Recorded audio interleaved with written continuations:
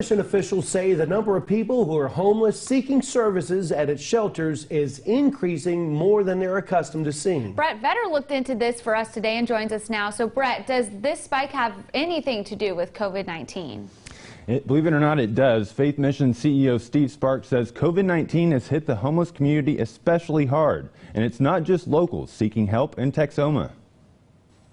Life has not always been easy for Michael Hawkins. A lot of my problem was that I was angry at God, so I had no desire to have anything to do with him. I was like, you took my mom, you took my dad.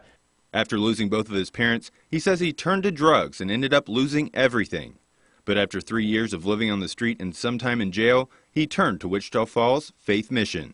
Life's totally changed around compared to what it was 7 years ago when it started, and slowly went downhill. I'm getting myself back. I feel like a normal person again.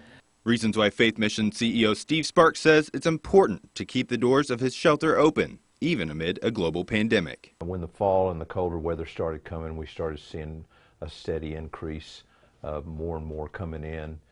We average about 1 or 2 new intakes a day. Talking with residents at his shelters, he says hearing where people were coming from has been surprising and is a sign of how bad things are getting. I know for sure from asking some of them that they came here because the services were just stretched in some of these other outlying areas, and especially in the metropolitan areas.